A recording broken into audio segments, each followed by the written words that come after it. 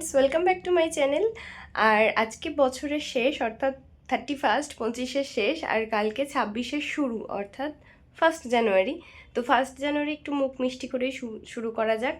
আর 25-এ অনেকের ভালো কেটেছে, অনেকের খারাপ কেটেছে। 2026টা যাতে সবার ভালো কাটে এই কামনা করে বছরটা শুরু করা যাক মিষ্টি মুখ করে। তার জন্য আমি একটুখানি কেক বানাবো, আর প্রত্যেকবারই ইউটিউবের কোনো না কোনো রেসিপি থেকে আমি কেক বানিয়ে থাকি। এই বছরে আমি নতুন নিজের রেসিপি থেকে একটু কেক বানাবো। তো চলো সেই নতুন রেসিপিটা কী আর নতুনত্ব কী আছে তাতে সেটা তোমাদের সাথে শেয়ার করি। চলো রেসিপিটা দেখা যাক। আজকে আমি দোকানে গিয়েছিলাম ভ্যানিলা এসেন্স আর কোকো পাউডার আনতে, কিন্তু দুর্ভাগ্যবশত ভ্যানিলা এসেন্স বা কোকো পাউডার কোনোটাই দোকানে নেই, সমস্তই শেষ হয়ে গেছে। তাই জন্য আমি সিদ্ধান্ত নিলাম আমি বিস্কিট দিয়ে কেক বানাবো। বিস্কিট দিয়ে কেকটা কিন্তু আমি ফার্স্ট টাইম বানাবো, এর আগে কখনো ট্রাই করিনি। কারণ আমি প্রত্যেকবারই ভ্যানিলা এসেন্স বা চকলেট দিয়ে নতুনত্ব কিছু ট্রাই করার পরে নতুনত্ব কিছু কেক বানানোর চেষ্টা করি, কিন্তু এইবারে বিস্কিট দিয়ে কেক বানাবো, সেটা আবার তাও প্রথম।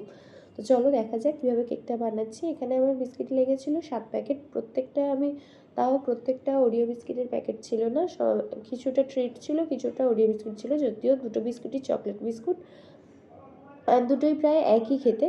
তাই জন্য আমি দুটো একই রকমের খেতে বলে 2 প্যাকেটই নিয়ে নিয়েছি। এখানে আমি প্রথমেই ক্রিমগুলোকে আলাদা করে নিচ্ছি, যেহেতু শীতকাল তাই জন্য ক্রিমগুলো দেখো ভেঙে ভেঙে উঠছিলো, সব বিস্কিটের সাথে জমে ছিল। যে এটা যদি গরমকাল হতো একবারই ক্রিমগুলো খুব সুন্দরভাবে উঠে যেত।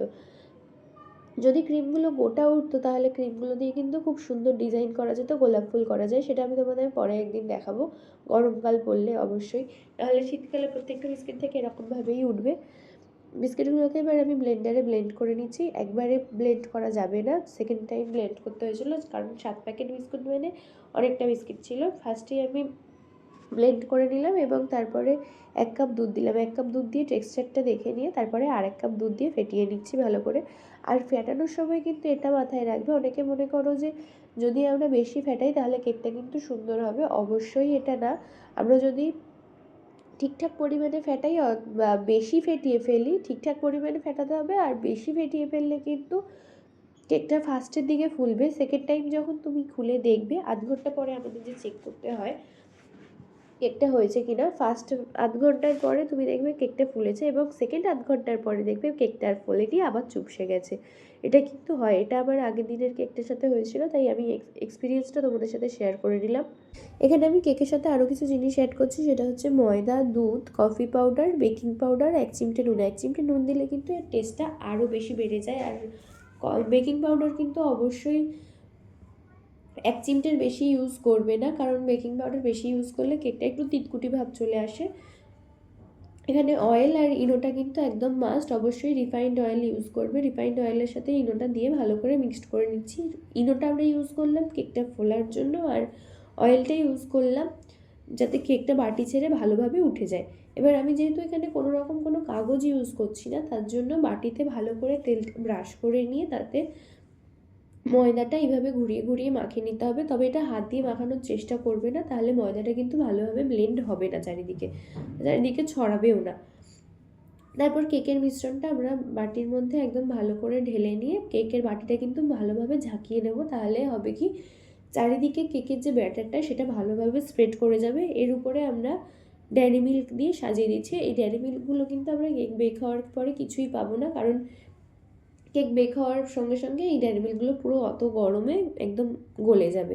আর এখানে আমি একটা জায়গা নিয়ে নিচ্ছি, অবশ্যই এরকম জায়গা নেবে যেটা ভালোভাবে ঢাকা পড়ে, নিয়ে তার উপরে একটুখানি নুন বা তোমরা এখানে বালিও ইউজ করতে পারো। নুন বা বালি দিলে এর ভাপে কেকটা খুব সুন্দর হয়। এমনি নর্মালি এটা বসানো যায়, কিন্তু বসালে হয় কি এর ভাবটা খুব একটা ভালো লাগে না, তাই জন্য নুন বা এখানে বালি ইউজ করতে পারো। এই নুনটা কিন্তু পুড়ে গেলেও তোমরা পরে রান্নায় ইউজ করে নিতে পারবে। এবার কেকটা ডেকোরেটের জন্য বিস্কিটের যে ক্রিমগুলো ছিল সেখানে আমরা 2 হাতা মতো দুধ দিয়ে ভালো করে নাড়িয়ে নিয়ে সেটাকে আমরা ব্লেন্ডারে ব্লেন্ড হতে দেবো। ব্লেন্ডার ছাড়া এটা ব্লেন্ড করা সম্ভব নয়, কারণ এটা একটা অয়েলি টেক্সচার ছিল। ব্লেন্ডারে ভালো করে ব্লেন্ড করে নিয়ে আমরা এবার কেকটাকে ভালো করে ডেকোরেট করে নেবো। এবার কেকটা হয়েছে কি না সেটা কিন্তু আধ ঘন্টা পরপরই আমাদের চেক করতে হবে একটা কাঠি দিয়ে। এইভাবে চেক করতে হবে, কাঠিটা কেকের মধ্যে ঢুকিয়ে দিয়ে চেক করতে হবে, কারণ কাঠিতে যদি কিছু না লাগে তাহলে কেকটা অবশ্যই হয়ে গেছে, আর কাঠিতে যদি লাগে তাহলে কিন্তু এটা আরও বেক হবে। যেহেতু আমি এখানে কোনো কাগজ ইউজ করিনি তাই এটা ছুরি দিয়ে একটুখানি সাইডটা ছাড়িয়ে নেব। নিয়ে কেকটা আমি একদম বার করে নিয়েছি। আর কেকের ওপরের যে ক্রিমটা সেটা তোমরা ফ্রেশ ক্রিমও ইউজ করতে পারো, আমি ফ্রেশ ক্রিম ইউজ করছি না, আমি বিস্কিটের ক্রিমটাই এর উপরে মেল্ট করে দিচ্ছি ভালো করে ডেকোরেট করে। এবার তোমরা ওপর দিয়ে কোনো রকম কোনো চকলেট বা স্প্রিঙ্কেলস দিয়ে এটা ডেকোরেট করতে পারো। আমি এখানে চকলেটটাকে গ্রেট করে দিয়েছিলাম, দিয়ে ব্লেন্ড করেছিলাম। আর এটা কিন্তু আমাদের সারা রাত, একটা রাত পুরো ফ্রিজে রাখতে হবে, তাহলে কেকটা কিন্তু আরও সুন্দর হবে। ক্রিমটা আমি পুরো কেকটাতে মেল্ট করে দিয়েছিলাম, আর দেখো ক্রিমটা সাইড দিয়ে যখন গড়িয়ে গড়িয়ে পড়ছিল সেটা কিন্তু আরও সুন্দর দেখতে লাগছিল। পুরো কেকটা কিন্তু আমার রেডি। আর কেমন হয়েছে অবশ্যই জানাবো। টাটা বন্ধুরা।